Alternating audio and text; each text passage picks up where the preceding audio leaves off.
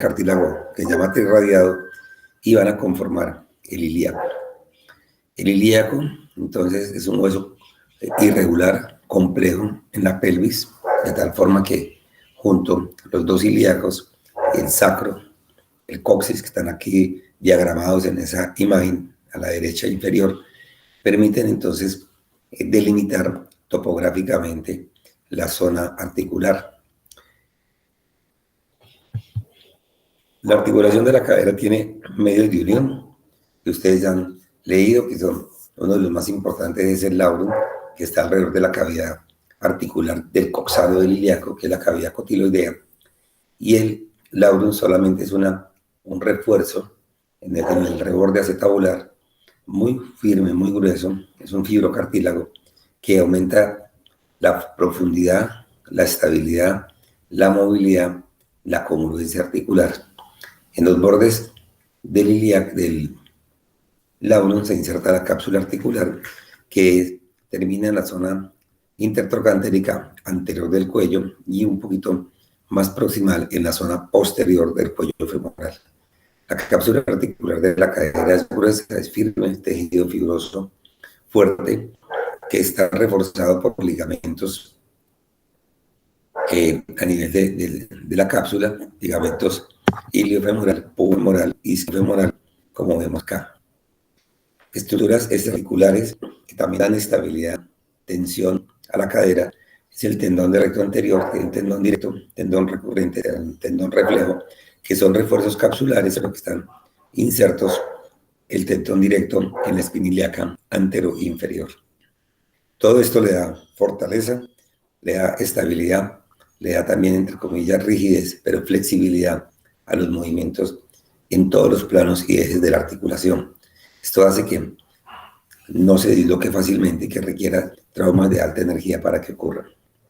A nivel circulatorio, la cadera está irrigada fundamentalmente por la arteria femoral, proveniente de la hipogástrica o ilíaca interna, y por ramas también de la hipogástrica en la zona medial, en la arteria obturatriz, por ejemplo, y arterias glúteas que también provienen de las ramas profundas de la hipogástrica.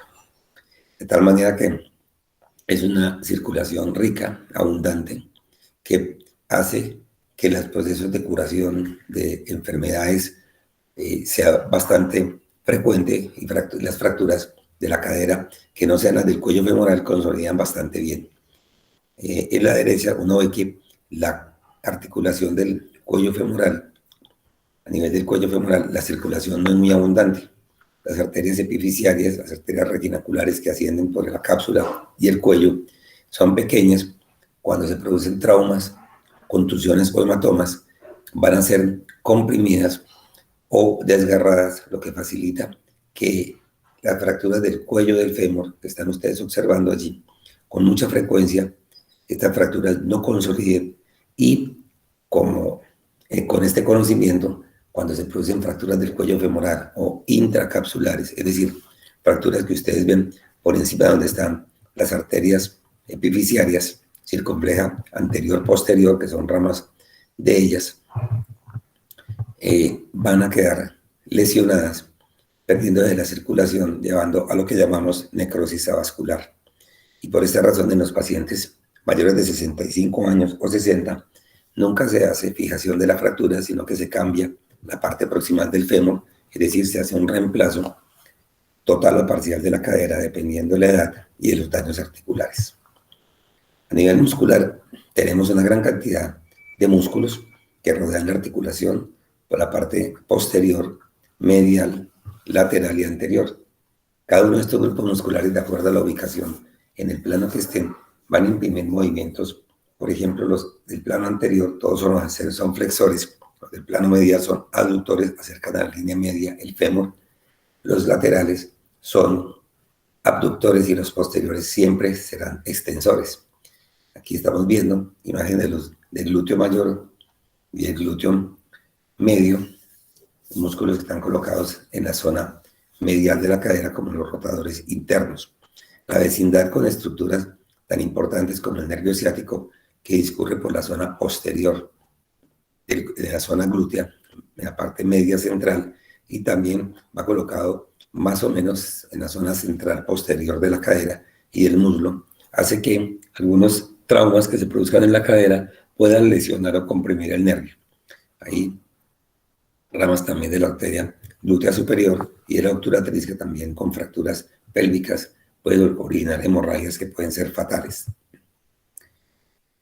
El nervio ciático, lo vuelvo a comentar, cuando ocurre, por ejemplo, una dislocación, que veremos ahora alguna imagen, que desplaza la cabeza del fémur al salirse hacia la zona posterior de la pelvis, puede comprimir una estructura tan grande como el nervio ciático.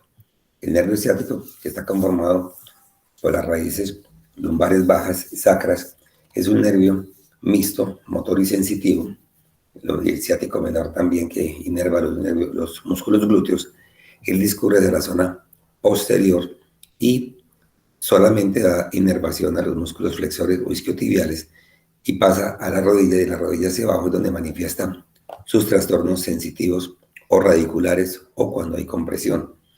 Con frecuencia tenemos compresión traumática usualmente del nervio ciático en la zona pélvica o en la zona de la cadera, que es un poco obviamente más bajo que la zona sacra o ilíaca, y va a originar que semiológicamente observemos pie caído, incapacidad para la extensión del tobillo, movilidad de los dedos del pie o trastornos sensitivos como anestesia o parálisis por traumas superiores, es decir, traumas proximales.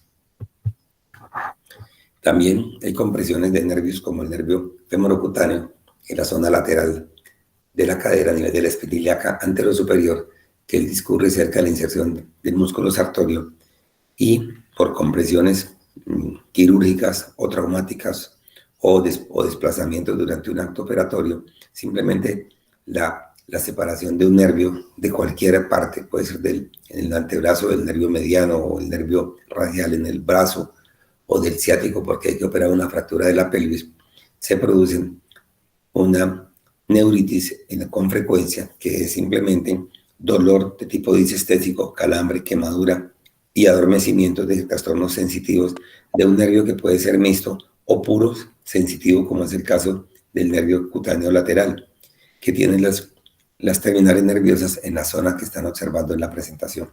Esta es la llamada meralgia parestésica a este trastorno que también se produce y lo vemos con frecuencia espontáneamente en pacientes que no han tenido traumas, que no hay una causa aparente, por alguna razón se presenta una neuralgia o neuritis o inflamación de este nervio originando molestias hasta con el roce del pantalón o de la mano, incomodidades por disestesias e hiperalgesia en la zona lateral cutánea del muslo. Los músculos de la cadera pues están en todos los planos, ya lo habíamos dicho, y por lo tanto los músculos que imprimen la flexión de la cadera más importantes son el psoas ilíaco, un potente músculo que viene desde la región lumbar, y el ilíaco, la fosa ilíaca interna, es el más potente flexor de la cadera y que mucha frecuencia se producen acortamientos de él o contracturas originando deformidad o flexión de la cadera, principalmente en patologías crónicas o en dolor como en artrosis progresiva de la cadera. El recto anterior es parte del cuádriceps, es un músculo biarticular, cruza por delante de la articulación de la cadera y termina también a nivel de la tuberosidad anterior de la tibia, es decir, en la tibia, cruzando la articulación de la rodilla. El músculo biarticular forma parte del cuádriceps, es un flexor importante de la articulación. El sartorio, músculo que va desde la espina ilíaca anterosuperior en su zona lateral y proximal, cruza la articulación hacia la línea media, terminando a nivel de la zona de la pesancerina o de la pata de ganso, en la zona medial proximal de la tibia, como se ve allí.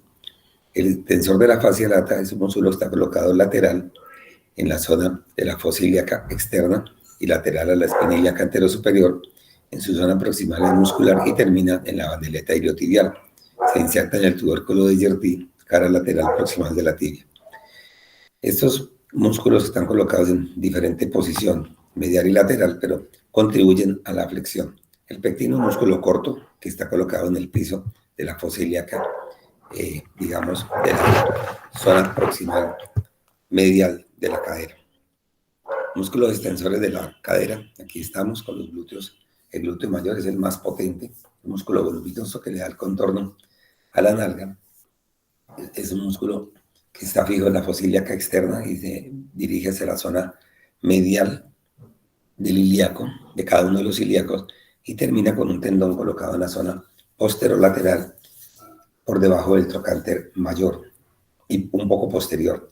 Este músculo cubre al glúteo medio, el glúteo medio cubre al glúteo menor, siendo el glúteo mayor extensor de la cadera, el glúteo medio abductor, el principal y potente abductor, y el glúteo menor, el principal rotador interno de la cadera.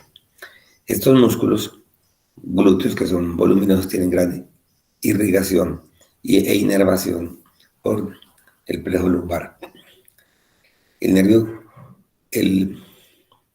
los músculos aductores son los aductores que llevan la cadera hacia adentro, como los veremos ahora.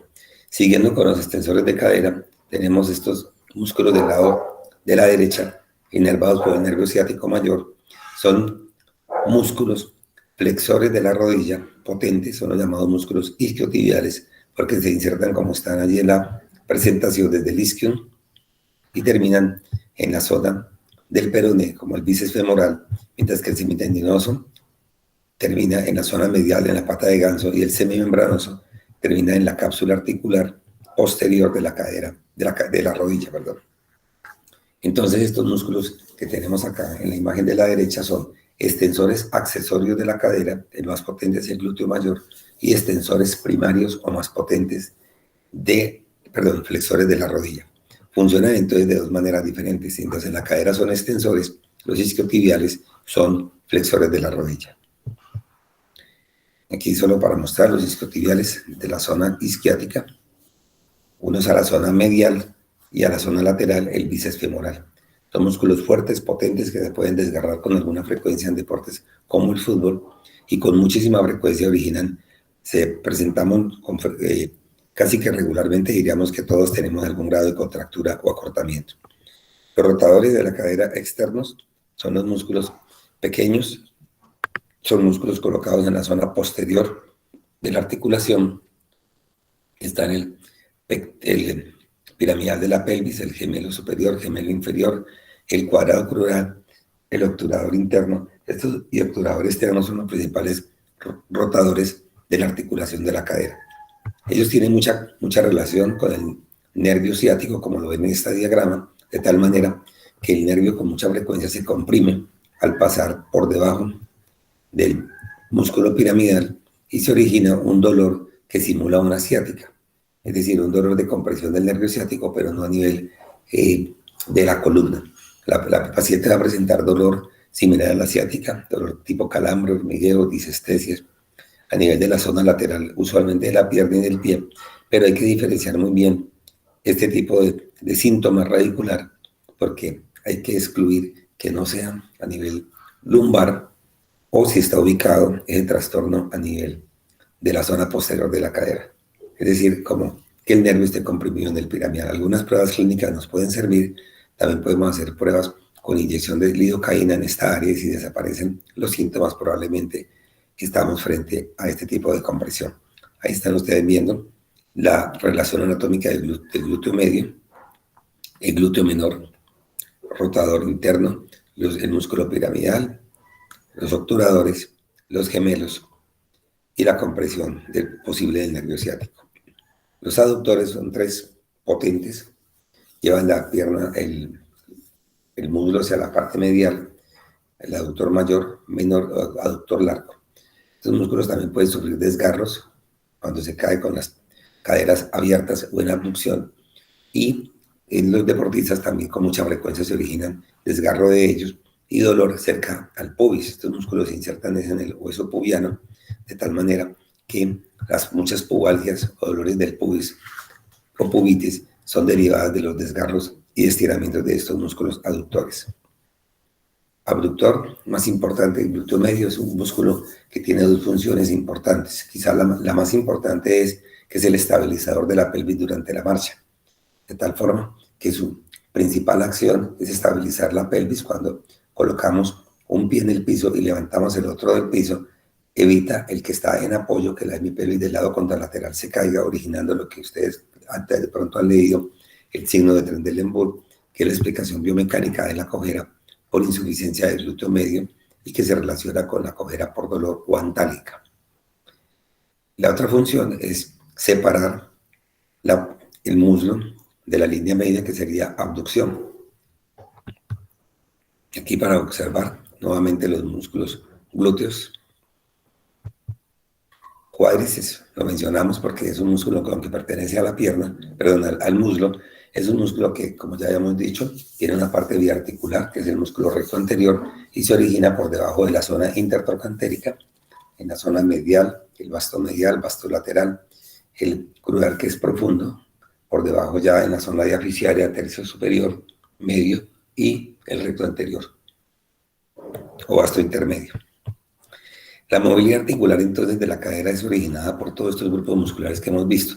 La movilidad articular la podemos evaluar con el paciente en posición de cúbito supino, en posición boca arriba, quiero decir, el prono también podemos evaluarlo, y también en posición sentado o sedente.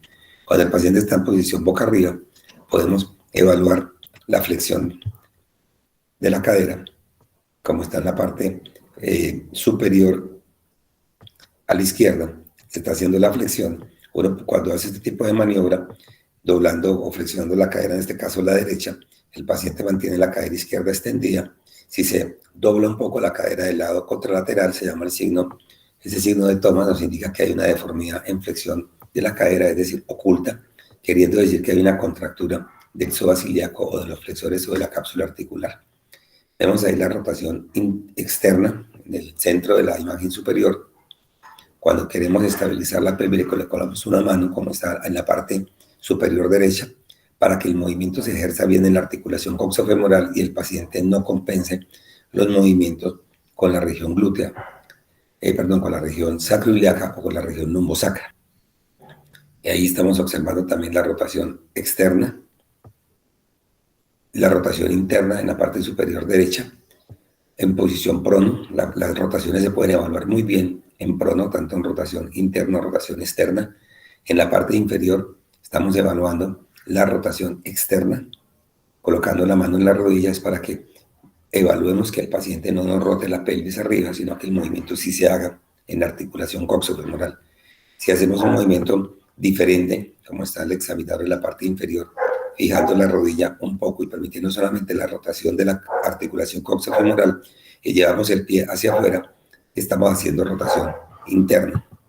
Entonces acá tenemos el paciente en prono y miramos los arcos de movimiento. Lo podemos medir con un goliómetro, que es como un transportador que nos permite observar desde en la parte izquierda el cero, la línea vertical, y desde ese cero cuánto rota la pierna. Estamos mirando la pierna, el movimiento de la pierna, pero lo que estamos obviamente conociendo por el examen de la articulación coxofemoral en rotación externa o en rotación interna. Y vamos a graduar cuánto. La rotación interna no es muy grande, más o menos de unos 20-25 grados, y la rotación externa aproximadamente en el adulto de 45 grados. Los niños tienen mayor rotación interna. El aumento de la rotación interna de la cadera, cuando lo evaluamos en prono, estabilizando la pelvis, nos indica de que probablemente hay un aumento de la anteversión femoral. Y esto hace que los niños caminen con los pies hacia adentro, como dicen, metiendo los pies o las rodillas, y esto es debido a mala postura de ellos al sentarse sobre las piernas o sentarse en W. ¿Qué observamos entonces? Que cuando nosotros hacemos flexión de la cadera en posición prono, está mostrado el arco de movimiento, 90 grados está mostrando en este momento, y la rodilla, ustedes ven, a nivel de la pierna empieza a presentar una flexión. Esa flexión es debido a los músculos isquiotibiales que están colocados por detrás, que jalan o alan hacia abajo la pierna. Por lo tanto, no podemos tener una flexión mayor de 90 o 80 grados en un paciente que tenga buena flexibilidad con la rodilla extendida. Cuando doblamos la rodilla, la flexión de la cadera puede llegar a 130 grados en pacientes delgados o 120 en pacientes muy obesos. En posición prono, si fijamos la pelvis, podemos mirar la extensión de la cadera. Paciente boca abajo, fijamos la pelvis con una mano y con la otra el paciente puede hacer los movimientos activos de extensión, o nosotros lo hacemos pasivos, sin que se flexione la rodilla, porque si flexiona la rodilla pues es más fácil para el paciente hacerlo, los isquiotibiales quedan con menos tensión y hay que tener clara la evaluación, cómo la estamos haciendo con estos grupos musculares. Aquí solo para mostrar un estiramiento. En la zona proximal estamos estirando el recto anterior, se fija la pelvis, la rodilla en extensión y podemos evaluar también el grado de movilidad pasiva cuando lo hago yo o activa lo hace el paciente.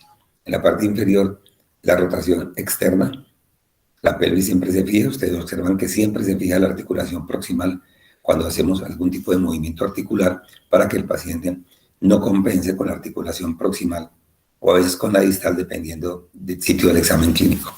Aquí a la derecha está evaluándose la flexión de cadera, la rodilla contralateral está en extensión, la tiene fija el examinador con el fin de observar qué tanta contractura tiene de recto anterior o de psoas de la cadera derecha cuando está evaluando la izquierda.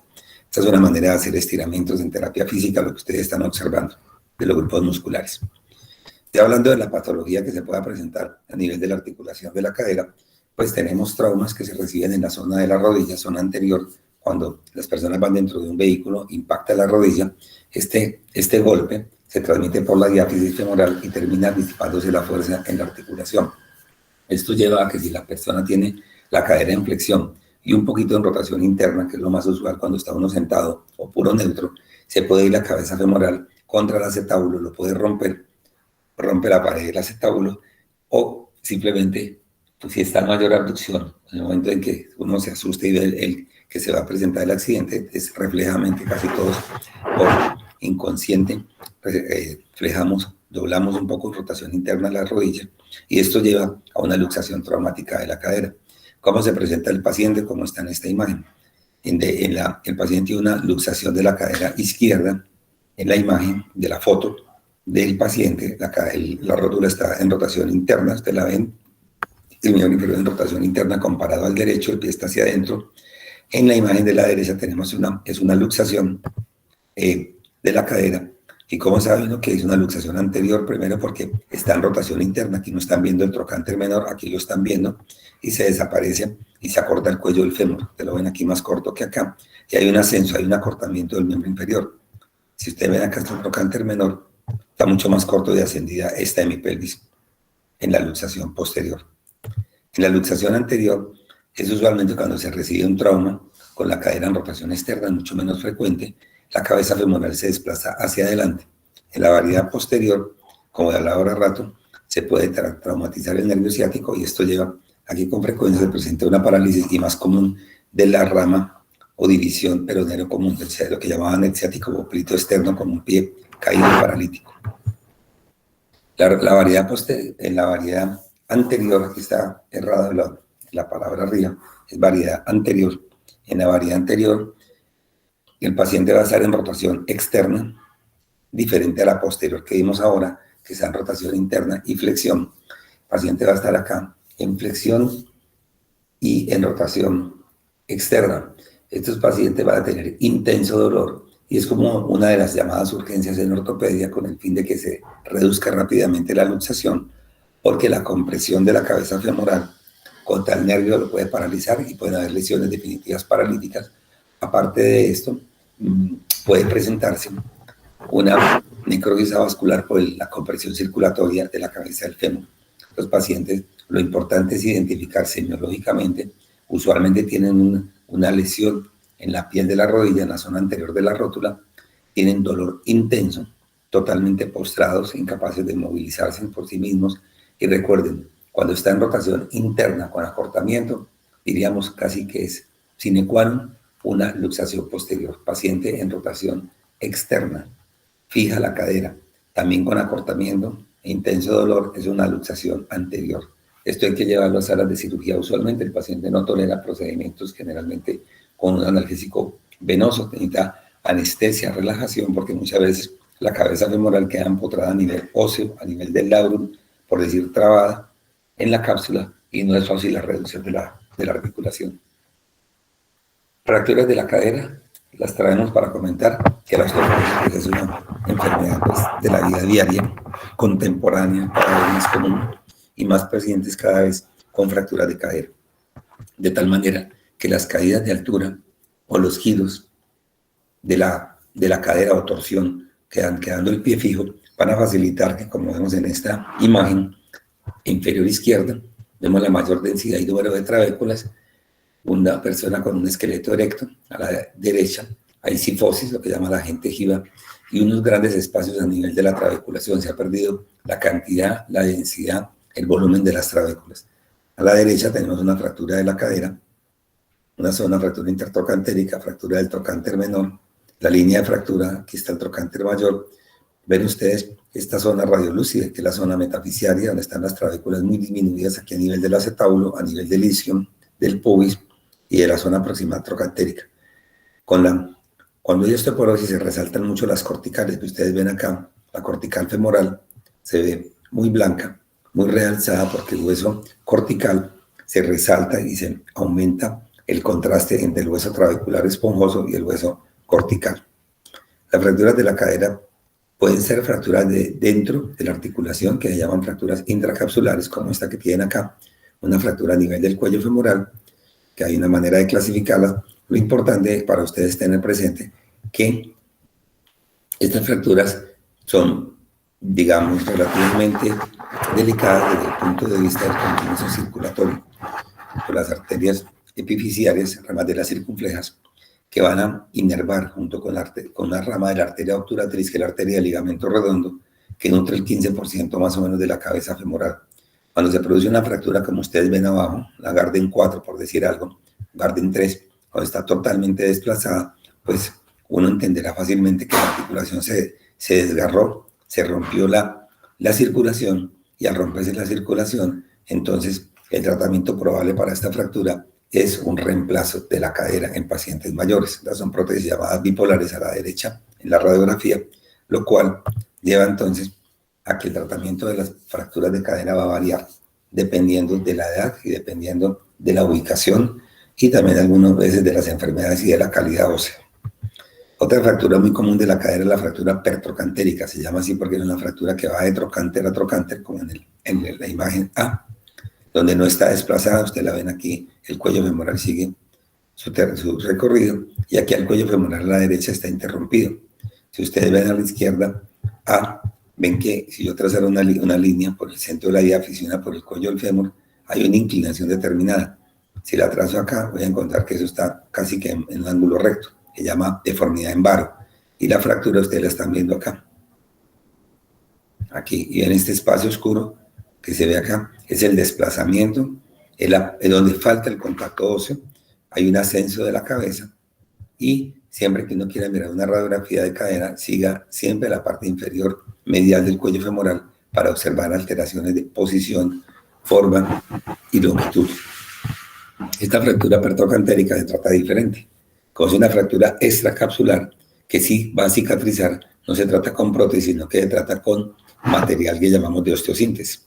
Es un sistema de clavos que se utilizan para fijar las fracturas con incisiones y heridas menores, con el fin de que se presente una consolidación sin abrir lo que llamamos el foco de fractura o la zona de la fractura, para que el callo óseo primario y la osteogénesis reparadora se produzca temprano. Los pacientes se pueden y deben sentar al día siguiente. Movilizándolos rápido, disminuimos las complicaciones de mortalidad en este grupo de pacientes. Luego, pues cuando ustedes estén en semestres superiores, pues se va a ver y vamos a hablar de los temas de osteoporosis, hablaremos de las fracturas de cadera. Por ahora lo importante es que conozcan que estas fracturas se producen muy frecuentemente en la edad adulta mayor. Usualmente hoy en día son los pacientes mayores de 75 años, de 80, antes estábamos por cerca de los 65, cada vez hay más longevidad. Son fracturas que se producen por fragilidad ósea, por traumas de mínima energía, por caídas de altura, más frecuentes en el género femenino, más o menos 3, 4 a 1 por cada varón, y la osteoporosis juega un papel especial. Son pacientes que deben ser atendidos con prontitud para disminuir las complicaciones derivadas de la misma fractura o de enfermedades que los pacientes tengan y que se precipiten y se agudicen durante la estancia hospitalaria, o algunas derivadas de los manejos quirúrgicos, como las infecciones en los pacientes adultos mayores. La mortalidad de las fracturas de cadera para el primer año aproximadamente está entre el 20 y 30%. De cada 10 pacientes, 2 o 3 fallecen con o sin cirugía. Otra patología importante en el adulto es la artrosis de cadera, degeneración del cartílago articular. Puede ser asociada a traumatismos, a impactos a nivel de la cadera, o se le llama también como artrosis primaria, es decir, aquella que se presenta espontáneamente, donde no hay una causa de la patología progresiva articular. Ustedes ven aquí en este diagrama a la izquierda, ven la cadera izquierda con unos quistes aquí oscuros, un osteofito, reducción importante del espacio articular, otro osteofito acá. La cadera derecha también presenta algunas alteraciones, pero completamente diferente esta imagen a la derecha comparado aquí en la cadera izquierda, que para ustedes de frente está a la derecha, pero la cadera izquierda, ven ustedes las grandes alteraciones y una parte de la cabeza acá se empieza como a salir, a subluxar. Arriba es un diagrama para mostrar cómo se va colapsando estos quistes. El hueso subcondral se vuelve quístico, blando, se aplasta la cabeza y pierde la esfericidad. Ustedes la ven acá un poquito más esférica y acá la ven alargada en la cadera izquierda y se presenta irregularidad, pérdida del espacio articular. En la radiografía se va a ver de color blanco o escleroso. Ven acá una articulación, una cadera normal, una cadera donde el espacio articular pues ya no está. Lo mismo que yo les decía, la cabeza está alargada, achatada, no esférica. Ven también el acortamiento, ese es el trocánter menor. Si trazo una línea aquí por debajo del trocánter menor al menor izquierdo, hay un ascenso porque hay un colapso de la articulación. Todo esto lo identificamos en la radiografía y el tratamiento para la artrosis de cadera sintomática, dolorosa y avanzada, con cojera, limitación para la marcha, para las actividades de la vida diaria, es hacer un cambio completo de la articulación. Se cambia la parte del acetábulo, que es la parte proximal, se le coloca una cabeza femoral acá, que usualmente es de metal, y un tallo que llamamos aquí femoral a la prótesis, que también es metálica. Con esto, entonces quitamos el cartílago articular tanto de la cabeza femoral que está enferma y el acetábulo que también está enfermo y se hace un reemplazo protésico. La característica de estos pacientes es que presentan dolor progresivo con limitación para los arcos de movimiento articular, cojera, limitación para las actividades laborales de la vida diaria y básica cotidiana, incapacidad progresiva para calzarse en las medias, los zapatos, vestirse, bañarse, caminar solos, realizar ascenso y descenso de escalas, montarse en un transporte público, al carro, de tal manera que estas limitaciones progresivas hacen que ellos tengan que usar bastón, en algunos casos caminador, y el dolor se va tornando insoportable con gran limitación funcional, llevando entonces a la posibilidad de una cirugía como la que ustedes ven allí, que es un reemplazo total de la cadera con prótesis. Usualmente es una enfermedad de origen primario, es decir, no conocemos mucho la causa, puede ser origen metabólico, origen humoral bioquímico, y un factor genético también es importante en ese tipo de pacientes. O por traumas o accidentes con fracturas de la pelvis o del acetábulo que dejan daños en la articulación. Muchos dolores que están localizados en la cadera son de origen proximal. Hay que descartar o estudiar muy bien la región lumbar. Muchos lumbagos o compresión de raíces nerviosas se pueden presentar con síntomas a nivel de la región de la cadera, o la parte anterior o la región posterior.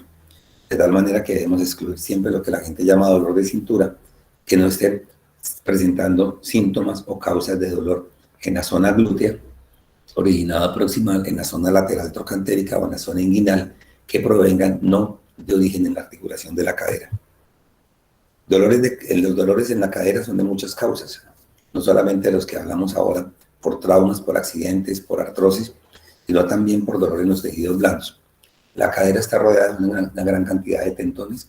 Estos tendones en la zona proximal, el tendón del psoas ilíaco, el tendón del recto anterior, el sartorio y aún el de la fascia lata con frecuencia originan dolor, y este dolor va a llevar a limitación para la movilidad articular, cojera, antáliga dolorosa, y una de las causas más comunes de dolor en tejidos blandos de la zona proximal de la cadera es la bursitis trocantérica.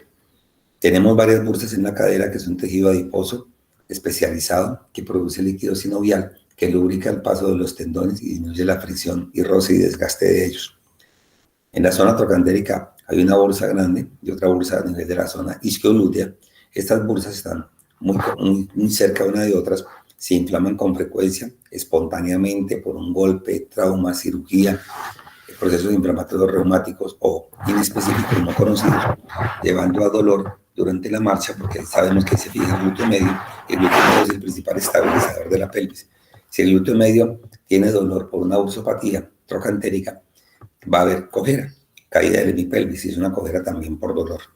Tratamiento, terapia física, infiltraciones, ondas de choque, es decir, usualmente no es tratamiento quirúrgico. Hay bursitis también en la zona isquiática, que también originan síntomas con frecuencia y que hay que también hacerles un tratamiento parecido a lo que hablé.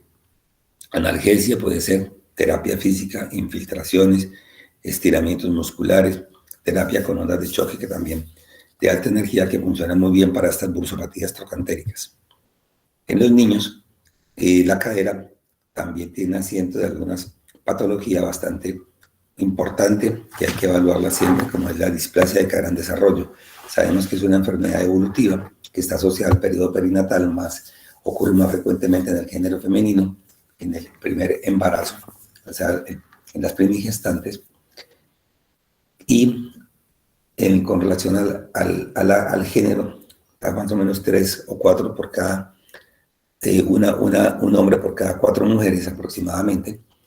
La raza blanca más común que la raza negra. En las zonas andinas, altiplanos, es mucho más común que en las zonas costeras, o sea que hay factores étnicos, raciales o genéticos que influyen definitivamente en la presentación. Los niños, cuando lo hacen en presentación de nalgas, también tienen más comúnmente las niñas la presentación de la displasia. De tal manera que la displasia de cadera es importante evaluarla durante el momento del nacimiento, pero más importante que en el momento del recién nacido, se evalúa por ahí a los 30 días, cuando el niño es más fácil de evaluar, el niño está más tranquilo, se hace un examen de la abducción, como se observa ahí, y se mira qué limitación tiene. Las caderas de los niños menores recién nacidos y menores de 6 meses, casi hasta el año, pueden tocar la rodilla con la mesa o con la cama, fácilmente, sin contractura. Si hay contractura de aductores de uno de los dos, o las dos caderas, hay que sospechar la probabilidad de displasia. El diagnóstico se hace clínico antes que radiográfico, por eso pasé la radiografía para presentarla ahora.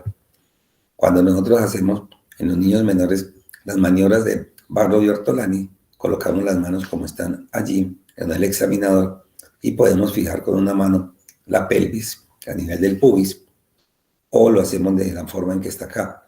Cuando llevamos con el dedo medio el muslo o la cadera hacia adentro, estamos reduciendo la cadera, que se llama Barlow, y cuando la estamos sacando, llevándola en aducción. Cuando hacemos abducción, hacemos Ortolani. Cuando hacemos aducción, es el Barlow. Ustedes lo ven a la derecha, en la maniobra de Ortolani, perdón, está recolocando la cadera que se había salido, como está en la izquierda. En la maniobra de Barlow, la llevamos hacia adelante, por eso la flecha va hacia anterior, y la flecha posterior es cuando llevamos la cadera en aducción, y entonces se desciende y se presenta esto. Podemos sentir el resalte de la cabeza femoral por el acetábulo, o podemos sentirlo, escucharlo o percibirlo cuando hay crujidos o clips durante los movimientos de Barlow de Ortolani o los movimientos de abducción de la cadera, como están acá. Es un signo clínico de sospecha de que algo pasa en la cadera, y en ese caso vamos a tomar una imagen radiográfica.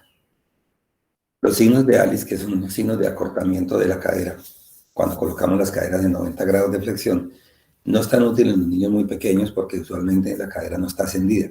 Cuando los niños ya empiezan a caminar, entonces la cadera que presenta subluxación usualmente se asciende hacia la parte proximal de la pelvis, y esto origina que al doblar las caderas, como están acá a 90 grados, una de las rodillas va a estar más baja que la otra.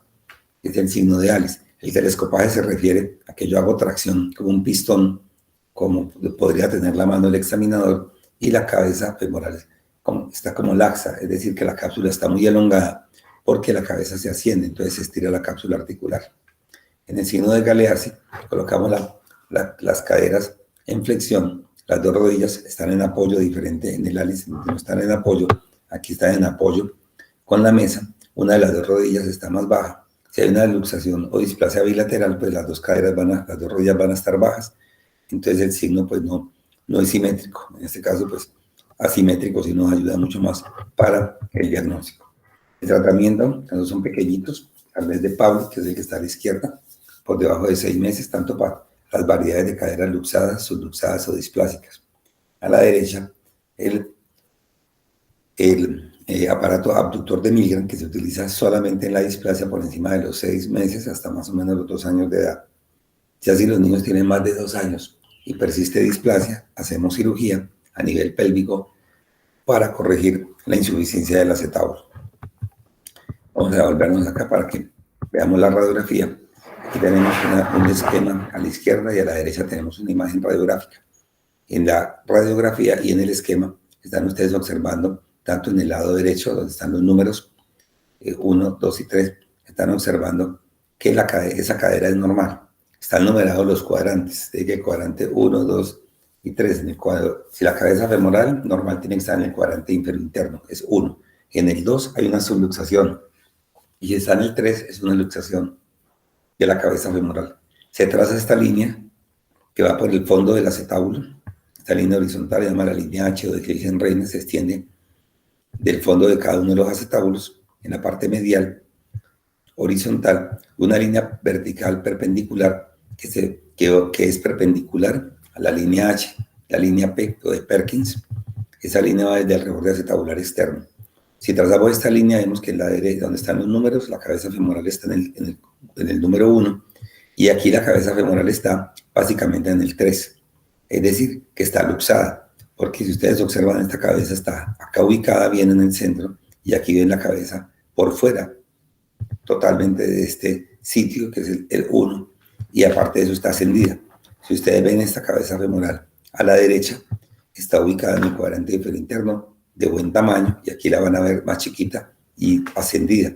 La cabeza no debe cruzar nunca por encima de la línea H. Miren acá, por encima de la línea H.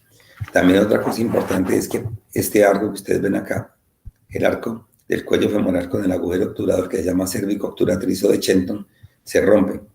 Y también ustedes ven que no hay continuidad. Si lo siguiera acá, a la izquierda sería así. Entonces el diagrama nos permite evaluar cómo está ubicada la cabeza, el tamaño, el ascenso o no de la articulación coxofemoral. Algo importante es evaluar también el índice acetabular, que es un ángulo que se traza.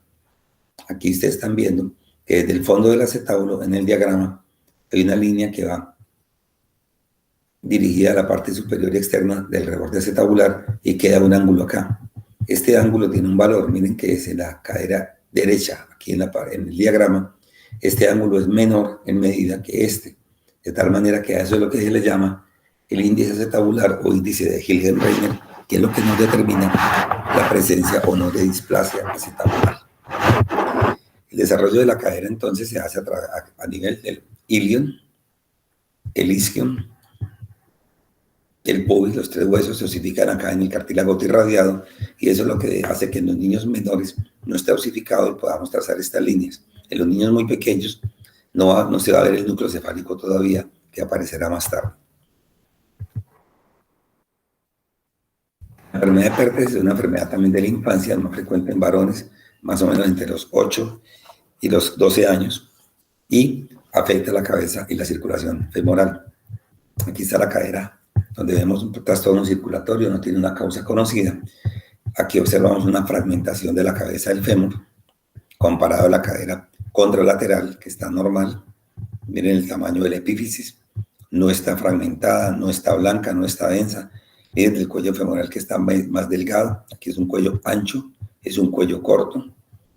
Esto está de color blanco, escleroso, diferente a esto. En la placa de crecimiento, su inclinación aquí prácticamente la placa desaparece. Por eso, en la enfermedad de Perthes se presenta acortamiento de la extremidad por afectación de la placa de crecimiento proximal del fémur. Hay cojera, dolor y una afectación final por la falta de presión y la esfericidad del acetábulo. Se presenta también un trastorno o un daño a nivel de la conformación pélvica. Esta enfermedad debe ser tratada inicialmente con terapia física para recuperar movimiento, reposo, colocar aparatos para mantener la cadera separada, o sea, en abducción, protegerla de cargas y de esfuerzos. No hay tratamiento específico de medicamentos de ninguna índole. Si se presenta una afectación o un riesgo de que la cabeza se vaya a lesionar o a luxar, se hacen cirugías a nivel de la pelvis para darle cubrimiento aquí en la zona acetabular. Entonces es un trastorno de pacientes, niños, varones, menores de digamos de 10 años, empieza a los 4 años, es muy temprana, en promedio está a los 7, y el PERTES que aparece después de los 10 es de mal pronóstico. Hay una serie de indicaciones, de factores y de riesgo para determinar si el pronóstico va a ser malo y la enfermedad va a ser crónica evolutiva. Enfermedad PERTES, encontramos de diferentes estadios. Ven ustedes, empezando, en B ya unos daños grandes con quistes, en C ya esto ya está blanco, y ya está curada la enfermedad. Miren la deformidad que deja. El trocánter mayor se asciende, la cabeza queda más bajita, se acorta el cuello del fémur. Entonces, esto es como decir cómo es la evolución de un paciente con enfermedad de PERTES hasta dejar las secuelas. La enfermedad de PERTES con mucha frecuencia lleva a que en la edad adulta se origine el reemplazo de cadera por dolor, cojera y limitación para los arcos de movilidad. El deslizamiento epifisario, otra patología que ocurre en varones también, pero ya adolescentes o preadolescentes de 10 a 14 años, espontáneamente, sin ningún tipo de accidente, se presenta un deslizamiento de la fisis. Entonces, la fisis, por alguna razón, hay muchas causas metabólicas, endocrinas, obesidad, humorales, raciales, también hay factores genéticos probablemente. Vemos en la radiografía inferior izquierda un deslizamiento de la cabeza del fémur. Ven ustedes cómo se está deslizando. Aquí no hay caídas ni hay traumatismos.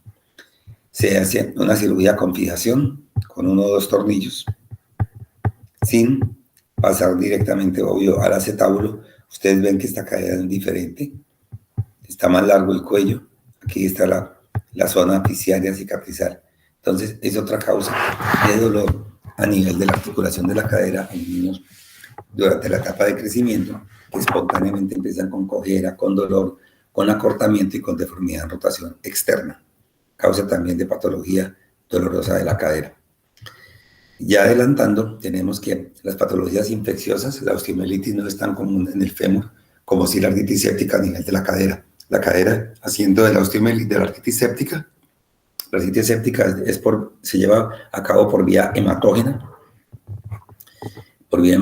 Entonces las bacterias van a migrar a la articulación de la cadera, anidan en la zona articular o en la zona epifisiaria y se pueden drenar a la articulación. Ustedes ven esta cadera derecha de color más radiolúcido, que esta está más blanca, con una patología infecciosa. Aquí la resonancia está mostrando una colección líquida que es pus a nivel de la articulación. El niño está pues en malas condiciones, está en fiebre. La artritis séptica o la osteomielitis, porque son diferentes, pero forman parte como de la misma enfermedad bacteriana, podemos decir, son niños que están de repente, empiezan con fiebre, con malestar, con adinamia, con decaimiento, y todos van a presentar cojera y limitación para la movilidad. Entonces, todo niño que presente fiebre y limitación para la movilidad articular, cojera, hay que sospechar artritis séptica. Y en estos casos, osteomielitis, hacer los estudios correspondientes como el cuadro hemático, la velocidad de sedimentación, la PCR, evaluar fiebre, tratar la fiebre, bajar la temperatura por riesgo de convulsiones en niños menores. Se presenta más frecuentemente la artritis séptica de cadera en los recién nacidos y en niños menores de 3 a 4 años. El tratamiento es el drenaje quirúrgico en salas de cirugía del absceso que se presente a nivel de la articulación. A veces el absceso empieza a nivel intraóseo, a nivel de la epífisis y la metáfisis. Se rompen los canales de Jabres por los cuales se drena el pus a la articulación y se puede producir una osteoartritis séptica. En algunos casos hemos visto que se presenta shock séptico fulminante y puede fallecer el niño. De tal manera que la artritis séptica y la osteomielitis de niños menores de 4 años es grave y es una urgencia en la especialidad. Los estudios de radiografía son tan valiosos, algo en estados avanzados como los que vemos acá. La resonancia puede ser de mayor utilidad, pero como no tenemos al alcance para hacerla pronto y fácilmente, entonces el diagnóstico generalmente termina por un diagnóstico clínico. Entonces, desde el punto de vista de estas patologías de la cadera, hay muchas otras enfermedades propias de la cadera. Sin embargo, he traído las más comunes, las que ustedes deben conocer más, porque igual después veremos en otras áreas cuando hablemos de dolores articulares, cuando hablamos de patologías de la cadera, sobre todo en cirugía, que hay seminarios específicos de artrosis o dolor en cadera, y única y exclusivamente hablaremos de otras cosas como los pinzamientos femoroacetabulares, como pinzamientos pubofemorales, isquiofemorales, y muchas otras causas de patología de cadera. Entonces nos quedamos con que lo más común es la artrosis en los adultos, las fracturas de cadera, podríamos decir que la patología más común, patologías dolorosas de la cadera que son tendinosas, musculares, bursopatías, tendinopatías son bastante comunes, dolores irradiados desde la zona lumbar, lumbosacra, por pinzamientos radiculares que se irradian a la zona isquioglútea con mucha frecuencia, que son pinzamientos del nervio ciático menor, pinzamientos del nervio obturador, del nervio femorocutáneo, entonces a origen neurológico. Tenemos patologías de desgarros musculares, más en los deportistas, aductores, isquiotibiales, recto anterior, psoas-ilíaco. Tenemos patología por osteoporosis, que son las fracturas en el adulto mayor del cuello femoral, fracturas intertrocantéricas.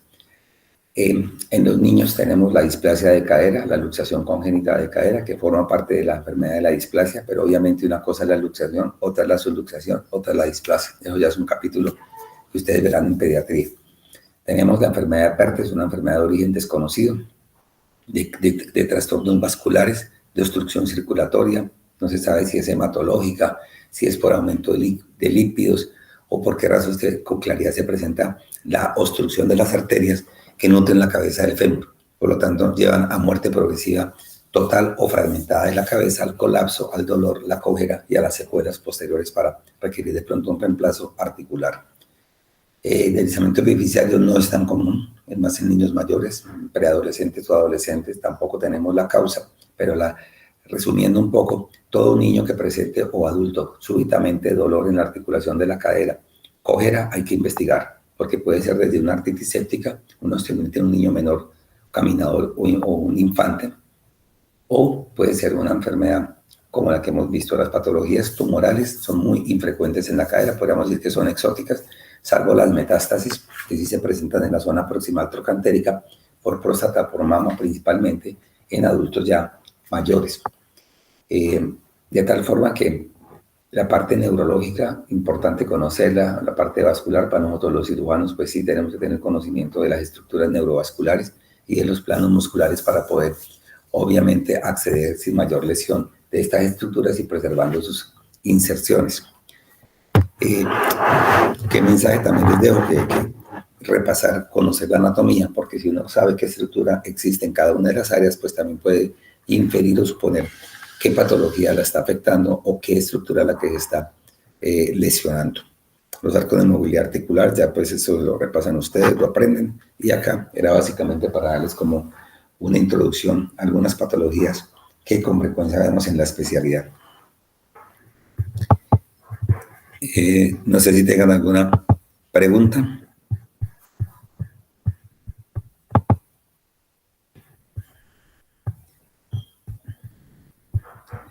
¿Alguna pregunta? No, doctor. No, doctor. Bueno, perfecto.